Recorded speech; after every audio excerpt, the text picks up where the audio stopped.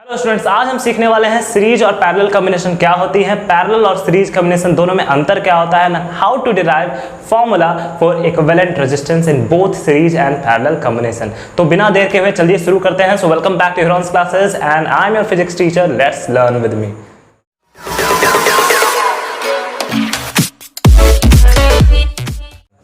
सो आपको यहाँ पे सीरीज और पैरेलल दो कॉम्बिनेशन आपको दिख रहे हैं, जहाँ पे दो रजिस्टर को एक बार सीरीज कॉम्बिनेशन में ज्वाइन किया गया है और फिर यहाँ पे आप देख रहे हैं कि दो रजिस्टर को पैरेलल कॉम्बिनेशन में ज्वाइन किया गया है। कैसे हम समझेंगे? तो आसान तरीके से इसको ऐसे समझ सकते हैं कि अगर एक ही वायर में दो रजिस्टर लगा दिए गए हैं तब वो सीरीज कॉम्बिनेशन में है। अगर अलग अलग वायर का इस्तेमाल किया गया, देखो एक वायर ये हो गया और एक वायर ये हो गया, अगर अलग अलग वायर का इस्तेमाल किया जाता है दो रजिस्टर को लगाने के लिए तो वो पैरेलल कॉम्बिनेशन में हो जाएंगे। और कुछ करंट के हिसाब से हम कैसे जानेंगे कि क्या सीरीज में है क्या पैरेलल है? कभी कभी फिगर कॉम्प्लिकेटेड हो जाते हैं तो उसमें कैसे पता करेंगे? देखिए, तो अगर यहां से करंट निकल रही हो जो कि ऑफ कोर्स पॉजिटिव टर्मिनल से करंट ट्रैवल करेगी जो कन्वेंशनल है, तो यहां से मान के चलो कि 4 एम्पियर की करंट चल रही है, 4 एम्पियर की। अब 4 एम्पियर बनाने के लिए कुछ इलेक्ट्रॉन्स लगे होंगे। अगर इलेक्ट्रॉन्स यहाँ पे जैसे ही पहुंचते हैं तो 2 ओम का रेजिस्टेंस इनके लिए तैयार है, जो करेगा क्या, इलेक्ट्रॉन को रोकने की कोशिश करेगा। ऐसा करते हैं रेजिस्टेंस ताकि कोई और एनर्जी में तब्दील कर सके। पर यहाँ पे देखो, ये इलेक्ट्रॉन खत्म तो नहीं हो जाएगी, इलेक्ट्रॉन को डिस्ट्रॉय तो नहीं किया जा सकता है। तो जितने भी इलेक्ट्रॉन है वो चलना शुरू करेंगे, भले ही थोड़ी तकलीफ होगी लेकिन चलेंगे जरूर। फिर यहाँ पे 4 ओम और ज्यादा रेजिस्टेंस बढ़ गया, फिर भी चलेंगे, चलना नहीं छोड़ेंगे। तो अगर जितने भी इलेक्ट्रॉन चल रहे थे वो यहां जरूर पहुंचेंगे ना। रास्ता कहीं बटा तो नहीं है, सीधी रास्ता है तो सीधे इलेक्ट्रॉन आएंगे। तो मान के चलो जितने इलेक्ट्रॉन यहां से आए और उतने ही इलेक्ट्रॉन पहुंच गए। कहने के मतलब 4 एम्पियर यहां पे था तो यहां पे भी कितना होगा, 4 एम्पियर होगा। तो इन दो रजिस्टर से करंट नहीं बटा, करंट सेम रहा। और जब करंट सेम रहे समझ जाना कि दोनों रजिस्टर क्या है, सीरीज कॉम्बिनेशन में। और ऐसे भी समझ जाओ कि जब सीरीज कॉम्बिनेशन में दो रजिस्टर होते हैं तो करंट सेम रहता है, करंट नहीं बढ़ता है। समझ में आया? अब यहाँ पे देखते हैं पैरेलल कॉम्बिनेशन में। अगर यहाँ से करंट चलना शुरू करेगा तो मान के चलो कि करंट 8 एम्पियर चल रहा है, 8 एम्पियर में करंट ऐसे चलना शुरू किया। अब ये 8 एम्पियर बनाने के लिए ऑफ कोर्स कुछ इलेक्ट्रॉन्स लगे होंगे। अब ये इलेक्ट्रॉन्स यहाँ पे आते हैं तो थोड़े से कंफ्यूज से हो जाते हैं कि अब जाना किधर है, क्योंकि दो रास्ते हो गए, एक तो ये हो गया और दूसरा ये हो गया। अब ये 8 एम्पियर बट जाएगा, ऐसा होगा ना, कुछ इलेक्ट्रॉन्स चले यहाँ से तो कुछ इलेक्ट्रॉन इधर चले जाएंगे, कुछ इलेक्ट्रॉन इधर चल जाएंगे। और फिर ये आते आते फिर सारे इलेक्ट्रॉन यहाँ पे एकजुट होकर फिर से एकजुटता दिखाएंगे और इधर चले आएंगे। बटेगा कैसे? तो रेजिस्टेंस के अनुसार बढ़ता है। देखो तो रेजिस्टेंस यहाँ पे कम है और यहाँ पे रेजिस्टेंस ज्यादा है। इलेक्ट्रॉन को रेजिस्टेंस से डर लगता है, वो नहीं फेस करना चाहता है कि हाँ कोई रेजिस्टेंस दिखे। तो अगर रेजिस्टेंस यहाँ पे कम लग रहा है तो ज्यादा इलेक्ट्रॉन इधर चले जाएंगे और यहाँ पे रेजिस्टेंस ज्यादा लग रहा है तो कम से कम इलेक्ट्रॉन इधर आएंगे। कहने का मतलब ज्यादा इलेक्ट्रॉन मतलब ज्यादा करंट, कम इलेक्ट्रॉन मतलब कम करंट। तो यहाँ से यही 8 एम्पियर बट जाएगा, यहाँ कुछ 6 एम्पियर चले जाएंगे और यहाँ कुछ 2 एम्पियर चले जाएंगे। समझ में आया ये कैसे बढ़ता है? ओम्स लॉ के अनुसार बढ़ता है। कभी न्यूमेरिकल की कोई वीडियो बनी तो मैं उसमें आपको बताऊंगा नेक्स्ट वीडियो में। तो 6 एम्पियर और 2 एम्पियर में ये बट गई। तो अब देखो 6 और 2 तो मिलके 8 ही होने हैं, तो ऐसे 6 एम्पियर चलते जाएगा यहाँ पहुंचेगा, ये 2 एम्पियर ऐसे चलते आएगा यहाँ पहुंचेगा, दोनों मिलके फिर यहाँ पे क्या बना लेंगे, 8 एम्पियर बना लेंगे। तो अगर इसको आप I मानते हो तो इसको आप I1 मान सकते हो और इसको आप I2 मान सकते हो। तो I दरअसल हुआ क्या, I हुआ I1 प्लस I2, यही I ना बढ़ रहा है और फिर से क्या हो जाएगा, I आ जाएगा।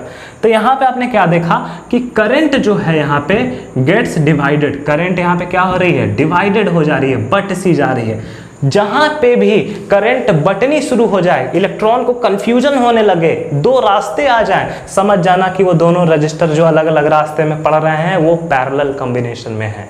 राइट? अब आते हैं वोल्टेज पे। तो देखो वोल्टेज क्या होता है, सीरीज में बट जाती है। ये कैसे होगा? क्योंकि यहाँ पे जो पोटेंशियल एनर्जी लगेगी, मतलब कि जो वोल्टेज लगना होगा, हो सकता है रेजिस्टेंस के अनुसार यहाँ पे ज़्यादा लगे या कम लग सकता है। अब देखो कैसे तय करेंगे, 2 ओम का रेजिस्टेंस है और यहाँ 4 ओम का रेजिस्टेंस है। ध्यान से देखना, 2 ओम मतलब कम रेजिस्टेंस है तो इलेक्ट्रॉन को धक्का देना कम पड़ेगा। जितनी कम तकलीफ होगी इलेक्ट्रॉन आराम से जा सकता है तो उसे कम धक्का देना पड़ेगा। और यहाँ पे ज्यादा रेजिस्टेंस है मतलब इलेक्ट्रॉन को ज्यादा जोर से धक्का देना पड़ेगा। धक्का कौन देता है? वोल्टेज। तो यहाँ पे ज्यादा वोल्टेज नहीं देना पड़ेगा पर यहाँ पे ज्यादा वोल्टेज देना पड़ेगा क्योंकि रेजिस्टेंस ज्यादा है। कैसे बटेगा? तो ओम्स लॉ देखो यहाँ पे दिख रहा है, voltage equal current into resistance. देखो तो यहाँ पे भी 4 एम्पियर करंट था यहाँ पे भी 4 एम्पियर करंट है और यहाँ पे भी 4 एम्पियर करंट है। क्यों? क्योंकि करंट तो सेम रहती है अक्रॉस रजिस्टर्स सीरीज कॉम्बिनेशन में। तो वोल्टेज कितना कितना बनेगा, सोचो। V equal I R formula है, करंट 4 एम्पियर है, रजिस्टेंस 2 ओम है, तो 4 गुने 2 कितना होता है 8 वोल्ट। तो इस रजिस्टर पे कितने वोल्ट लग जाएंगे, 8 वोल्ट लग जाएंगे। अब यहाँ पे देखिए फिर से ओम्स लॉ लगाएंगे, करंट कितना है यहाँ पे 4 एम्पियर है, रेजिस्टेंस कितना है 4 ओम है, 4 चक 16 वोल्ट 16 वोल्ट हो जाएंगे। अब देखो तो 8 वोल्ट और 16 वोल्ट को जोड़ोगे तो 24 वोल्ट आ जाते हैं, 24 वोल्ट। तो ये दोनों जुट के ही ना 24 वोल्ट आए। कहने का मतलब यही वोल्टेज ना दो अलग अलग वोल्टेजेस में टूटेगा। यहाँ पे देखो ज़्यादा रेजिस्टेंस ज़्यादा वोल्टेज लगाना पड़ा, यहाँ पे कम रेजिस्टेंस कम वोल्टेज लगाना पड़ा। तो सीरीज में क्या होता है, सीरीज में वोल्टेज वैरी करता है। याद रख लेना ये चीज़, आप कभी मत भूलना, अगर भूलोगे तो न्यूमेरिकल नहीं बनेंगे। यहाँ पे आइए, यहाँ पे देखो ऐसे ऐसे अगर हम चलते जाते हैं तो 2 अलग अलग तार हो जाते हैं। ऐसा नहीं है कि एक ही तार में दोनों बल्ब लगा दिए गए हैं। अगर एक ही तार में दोनों बल्ब लगा दोगे तो होगा क्या, एक बल्ब ज़्यादा ग्लो करेगा, एक बल्ब डिम हो जाएगा। ऐसा आपने देखा होगा दिवाली के समय में। तो यहाँ पे अगर अलग अलग तार कर दोगे ना तो वोल्टेज पे असर नहीं पड़ेगा। इस पे जो वोल्टेज मिलेगा इस पे भी वही वोल्टेज मिलेगा जो कि तुम्हारा सर्किट में वोल्टेज है। तो अगर यहाँ पे 24 वोल्ट है तो यहाँ पे भी कितना मिलेगा 24 वोल्ट, और यहाँ पे भी कितना मिलेगा 24 वोल्ट। मतलब कि पैरेलल कॉम्बिनेशन में वोल्टेज क्या रहता है, सेम रहता है। ओके, तो ये 2 चीज़ आपको याद रख लेनी है। ये दोनों चीज़ अगर आप याद रखोगे तो न्यूमेरिकल आसानी से बन जाएंगे। अगर यहाँ पे जानना है कि करंट सर कैसे लाएं आप, तो 6 एम्पियर देखो यहाँ पे करंट है। क्या करना है, करंट इक्वल क्या होता है फॉर्मूला, V बाई R होता है। देखो तो 24 यहाँ पे रखोगे और R कितना था 4 यहाँ पे रखोगे, काटेगा तो 6 एम्पियर आएगा। क्या देखो तो 6 एम्पियर है ना यहाँ पे, है कि नहीं। सेम चीज़ यहाँ भी करोगे तो 2 एम्पियर आ जाएगा। कितना है वोल्टेज, यहाँ पे भी 24 है, 24 रखोगे। फिर रेजिस्टेंस कितना है 12 ओम है, 12 रखोगे, 24 बाई 12 क्या होगा 2 एम्पियर आ जानी है। तो हर जगह ओम्स लॉ लग रहा है, जहाँ पे ओम्स लॉ लगाने का मन है वहाँ लगाओ। बस किस प्रिंसिपल को ध्यान में रखना है, इन 2 प्रिंसिपल को ध्यान रखना है। इसको जल्दी से नोट कर लो। अब हम जानेंगे कि हम इक्विवेलेंट रेजिस्टेंस किसी सर्किट में कैसे निकाल सकते हैं। सीरीज और पैरेलल का फॉर्मूला क्या होता है उसको डिराइव करते हुए कैसे हम सीखेंगे। तो इस प्रिंसिपल को तुम लोग ध्यान में रखना कि सीरीज में क्या है, वोल्टेज वैरी करेगा, करंट सेम, पैरेलल में वोल्टेज सेम रहेगा, करंट वैरी। अभी हम क्या करेंगे, सीरीज का डिराइवेशन करेंगे कि इसमें इक्विवेलेंट रेजिस्टेंस कैसे निकालें। इक्विवेलेंट रेजिस्टेंस का मतलब कि टोटल रेजिस्टेंस कितना है पूरे सर्किट में। तो देखो R1 और R2 को जोड़ना पड़ेगा, पर इसके लॉ हैं कुछ, कैसे डिराइव करेंगे चलो देखो। तो यहाँ पे आप देख रहे हो कि वोल्टेज क्या होता है, वोल्टेज ब्रेक करता है, सीरीज में वोल्टेज वैरी करता है। तो यहाँ पे आपका V1 हो जाएगा और ये V2 हो जाएगा। ये V इक्वल V1 क्या होता है, V equal V1 plus V2 ये लिख सकते हैं हम। और V इक्वल फॉर्मूला क्या होता है, V इक्वल होता है IR। अब ये V क्या है, ये V टोटल वोल्टेज है, तो टोटल करंट लेना पड़ेगा और टोटल रेजिस्टेंस लेना पड़ेगा, लेंगे हम। तो V इक्वल IR हो गया।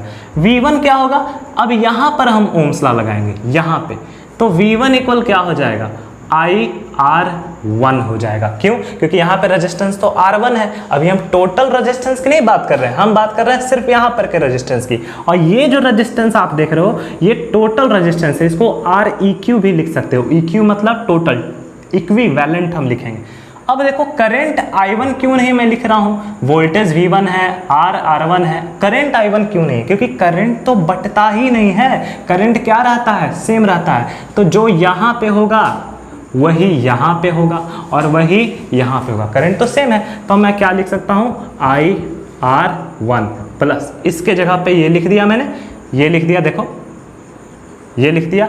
अब V2 पे आओ, V2 इक्वल क्या लिखेंगे, तो V2 इक्वल फिर से I, करंट तो वही रहने वाली है, करंट तो नहीं बदल रही है, R2। ओम्स लॉ क्या कहता है, ओम्स लॉ कहता है V इक्वल IR। आप यूज करो, कहीं पे भी आप यूज कर सकते हो, ये यूज करना ही है। तो IR2 हो गया। अब इसमें जो कॉमन होता है उसको निकाल लीजिए। यहाँ से क्या देखो तो यहाँ से I कॉमन निकाल सकते हो और ये क्या बन जाएगा R1 प्लस R2 हो जाएगा।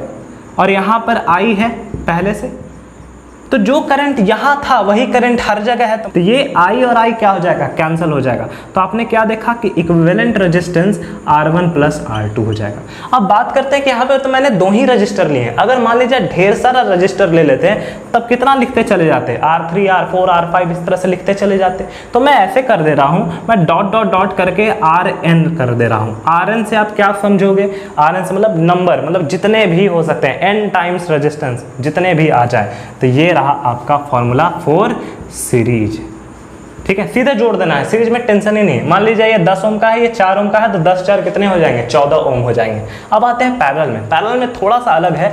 यहाँ देखिए कि यहाँ पे क्या सेम रहता है, यहाँ पे वोल्टेज सेम रहता है पर करंट वेरी करता है। तो हम इसको आराम से समझना।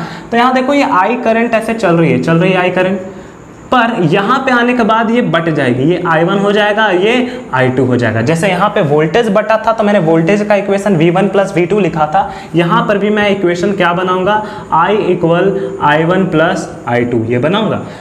टोटल करंट है ये, और ये क्या है, करंट एट रेजिस्टेंस 1, और ये क्या है, करंट एट रेजिस्टेंस 2 या अक्रॉस रेजिस्टेंस 2 आप कह सकते हो। यहाँ पर करंट कितना है, I2 है, यहाँ पे करंट कितना है, I1 है, और टोटल सर्किट में कितना करंट है, I है। टोटल सर्किट का करंट निकालने के लिए फॉर्मूला क्या हो जाएगा, V/R। देखो ओम्स लॉ से ही बना है, I को यहाँ पे छोड़ दोगे तो R घूम के ऐसे नीचे आएगा, I इक्वल V/R दिखा। यहाँ पे देखो I1 इक्वल क्या हो जाएगा, सोचो वोल्टेज तो वेरी नहीं करता है पैरेलल में, तो यहाँ पे भी V होगा और यहाँ पे भी V होगा। V1 V2 का कॉन्सेप्ट ही नहीं बनेगा, दोनों जगह V लगेंगे। तो यहाँ पे अगर आप I1 निकालना चाहो तो अगेन ओम्स लॉ V/R1 हो जाएगा। V1 मैं इसलिए नहीं लिख रहा हूँ क्योंकि वोल्टेज सेम है, तो यहाँ पे क्या लिख सकते हैं, V/R1 प्लस I2 के केस में भी ओम्स लॉ लगाएंगे, I इक्वल V/R, पर यहाँ पे क्या है, ठीक है, I है ना यहाँ पे, तो V/R2 लगेगा क्योंकि रेजिस्टेंस क्या है, R2 है, मैं यहाँ की बात कर रहा हूँ। तो ये क्या हो जाएगा, V/R2। अब देखो जो कॉमन है वो निकाल लो, V/R इक्वल्स, V को कॉमन लेंगे तो अंदर क्या बचेगा, 1/R1 प्लस 1/R2। ये V और V कैंसिल हो जाएगा क्योंकि दोनों तो सेम वोल्टेज है। अगर यहाँ पे 24 वोल्ट होगा तो यहाँ पे भी 24 और यहाँ पे भी 24 वोल्ट, तो ये 24 24 24 सब तो कैंसिल हो जाएंगे।